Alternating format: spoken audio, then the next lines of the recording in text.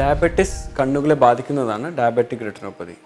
പലർക്കും അറിയാത്ത ഒരു വസ്തുതയാണ് ഡയബറ്റിസ് കണ്ണുകളെ ബാധിക്കും എന്നുള്ളത്. അന്ധതയ്ക്ക് വരെ കാരണമായേക്കാവുന്ന ഒരു ഡയബറ്റിക് റെറ്റിനോപ്പതി. 10 വർഷത്തോളമായി ഡയബറ്റിസ് ഉള്ള പേഷ്യൻസിൽ ഒരു 80% പേർക്കും ഡയബറ്റിക് റെറ്റിനോപ്പതി ഉണ്ടായിരിക്കും. തക്ക സമയത്ത് ചികിത്സിക്കുകയാണെങ്കിൽ കാഴ്ച കുറയാതെ മാറ്റാവുന്ന ഒരു അസുഖമാണ് ഡയബറ്റിക് റെറ്റിനോപ്പതി. കണ്ണിലെ രക്തക്കുഴലുകളുടെ ഭിത്തിയാണ് ഡയബറ്റിക് റെറ്റിനോപ്പതി ബാധിക്കുന്നത്. ഭിത്തി നാശമാവുകയും ഫ്ലൂയിഡ് ലീക്ക് വരികയും ചെയ്യും. ചില സമയത്ത് ബ്ലീഡിംഗ് സംഭവിക്കാനും സാധ്യതയുണ്ട്. അസുഖം വളരെ മൂർജിക്കുകയാണെങ്കിൽ റെറ്റിന മൊത്തമായി വിട്ടുവരുവാനും പൂർണ്ണമായും കാഴ്ച നഷ്ടപ്പെടുവാനും സാധ്യതയുണ്ട്. കാഴ്ചക്കുറവാണ് ഡയബറ്റിക് റെറ്റിനോപ്പതിയുടെ ഏറ്റവും പ്രധാനമായിട്ടുള്ള ലക്ഷണം.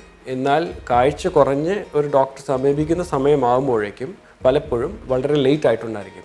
അതുകൊണ്ട് ഡയബറ്റിസ് ഉള്ള എല്ലാ പേഷ്യൻസും വർഷത്തിൽ ഒരിക്കലെങ്കിലും ഒരു റെറ്റിന സ്പെഷ്യലിസ്റ്റിനെ കാണിച്ച് ഡയബറ്റിക് റെറ്റിനോപ്പതി ഇല്ല എന്ന് ഉറപ്പ് വരുത്തണം.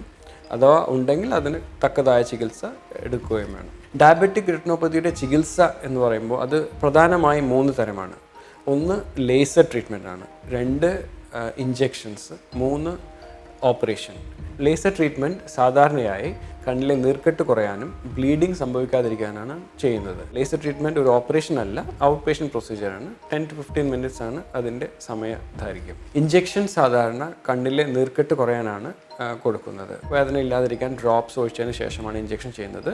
സാധാരണയായി നീർക്കെട്ട് മാറുന്നത് വരെ മാസത്തിൽ 1 തവണയാണ് ഇഞ്ചെക്ഷൻ ചെയ്യേണ്ട വരാറ്. കണ്ണിൽ ഡയബറ്റിക് റെറ്റിനോപ്പതി മൂലം സംഭവിക്കുന്ന ബ്ലീഡിംഗ് മാറ്റാനും ഇഞ്ചെക്ഷൻ വഴിയോ ലേസർ വഴിയോ മാറ്റാൻ പറ്റാത്ത നീർക്കെട്ട് കുറയ്ക്കാനും, അതുപോലെ ഡയബറ്റിക് റെറ്റിനോപ്പതി മൂലം ഞരമ്പ് റെറ്റിന വിട്ടുവന്നാൽ അത് തിരിച്ച് ഫിക്സ് ചെയ്യുന്നതിനാണ് ഓപ്പറേഷൻ ചെയ്യുന്നത്.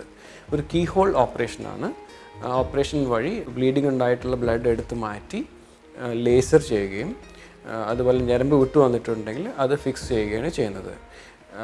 വളരെ ലേറ്റ് ആവാതെ ഓപ്പറേഷൻ ചെയ്യുകയാണെങ്കിൽ വളരെ നല്ല ഇമ്പ്രൂവ്മെൻറ്റ് പ്രതീക്ഷിക്കാവുന്നതാണ്. എങ്ങനെ ഡയബറ്റിക് റെറ്റിനോപ്പതി വരാതെ കണ്ണുകളെ സംരക്ഷിക്കാം? ഡയബറ്റിസ് നന്നായിട്ട് കൺട്രോൾ ചെയ്യണം. അതാണ് ഏറ്റവും മുഖ്യം. ബ്ലഡ് പ്രഷർ, അതുപോലെ കൊളസ്ട്രോൾ, ഒബീസിറ്റി എന്നിവയും കൺട്രോൾ ചെയ്യേണ്ടത് വളരെ മുഖ്യമാണ്. ആഴ്ചയിൽ ഒരു 5 ദിവസമെങ്കിലും വ്യായാമം ചെയ്യുന്നതും ഡയബറ്റിക് റെറ്റിനോപ്പതി വരാതിരിക്കാനായിട്ട് സഹായകരമാണ്. ഇതെല്ലാം ചെയ്യുന്നുണ്ടെങ്കിലും ഡയബറ്റിക് പേഷ്യൻ്റ് ആണെങ്കിൽ വർഷത്തിൽ ഒരിക്കലെങ്കിലും ഒരു റെറ്റിന സ്പെഷ്യലിസ്റ്റിനെ കാണിച്ച് ഡയബറ്റിക് റെറ്റിനോപ്പതി ഇല്ല എന്ന് ഉറപ്പ് വരുത്തുകയോ ഉണ്ടെങ്കിൽ തക്കതായ ചികിത്സയും എടുക്കേണ്ടതാണ്.